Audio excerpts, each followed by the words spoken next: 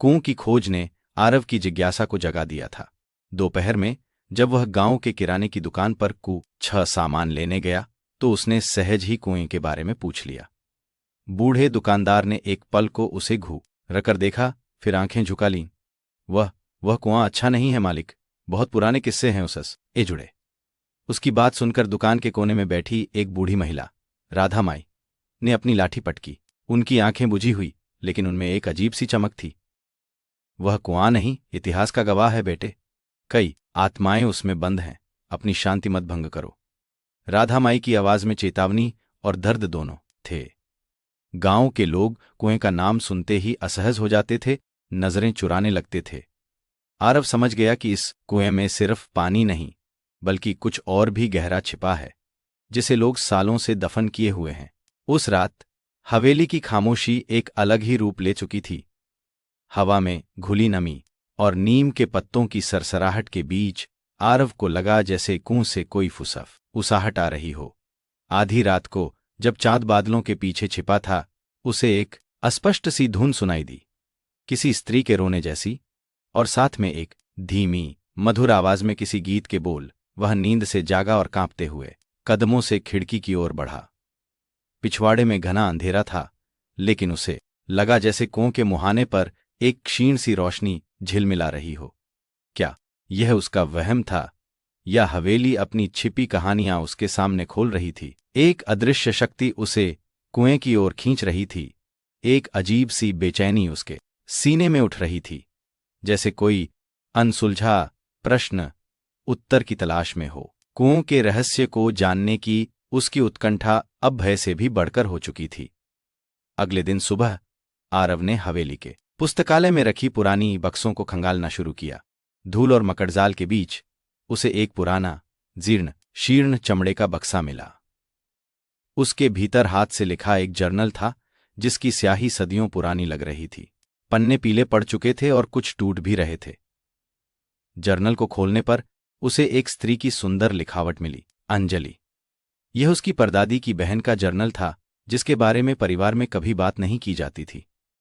अंजलि ने अपनी डायरी में अपने गुप्त प्रेम, एक गांव के लड़के माधव और उनके चोरी छिपे मिलन का वर्णन किया था। उसकी आखिरी कुछ प्रविष्टियां हताशा, डर और एक गहरी उदासी से भरी थीं। उसने लिखा था कि कैसे उसके परिवार ने इस रिश्ते को अस्वीकार कर दिया, और कैसे कुआं अब मेरा एकमात्र गवाह है, मेरा अंतिम आश्रय। आरव जर्नल के पन्नों को बार बार पढ़ता रहा। कुआं मेरा अंतिम आश्रय, इस पंक्ति का अर्थ अब स्पष्ट होने लगा था। वह तुरंत राधा माई के पास पहुंचा। इस बार राधा माई कम रहस्यमयी और अधिक स्पष्ट थीं। अंजलि वह हवेली की सबसे सुंदर लड़की थी।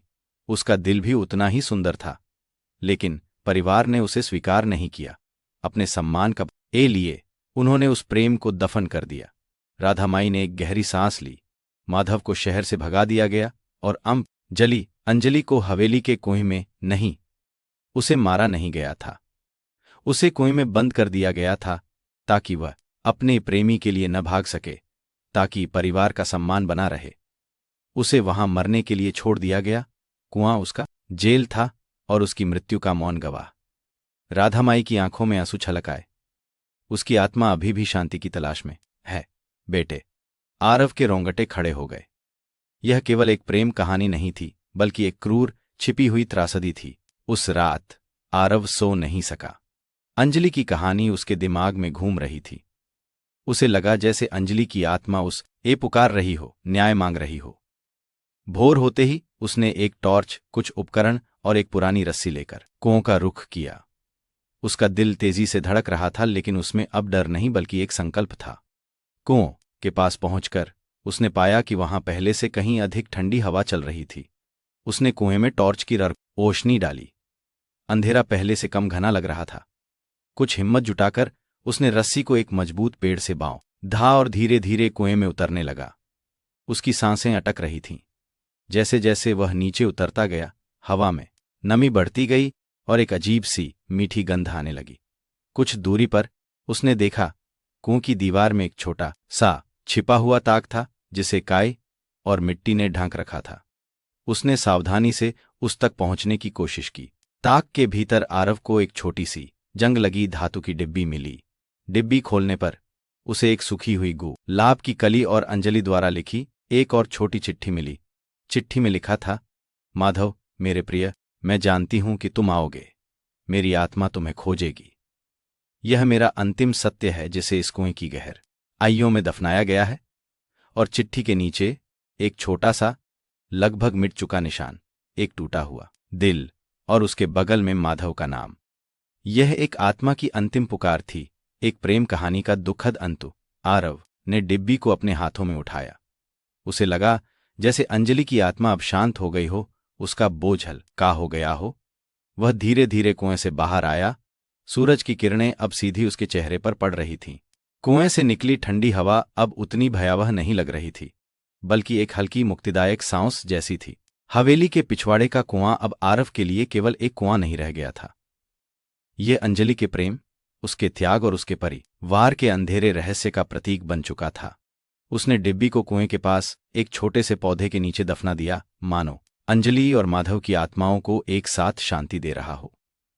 हवेली में उसका ठहराव अब सिर्फ एकांत की तलाश नहीं था, बल्कि एक अधूरे इतिहास को पूरा करने का एक मौन कर्तव्य भी था।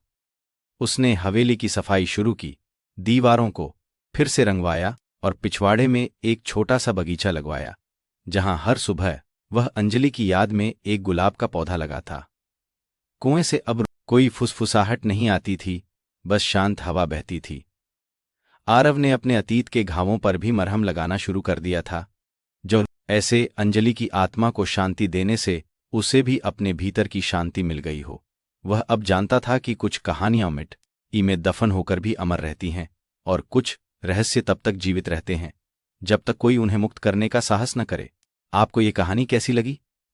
हमें कमेंट्स में बताएं और चैनल को सब्सक्राइब करना न भूलें।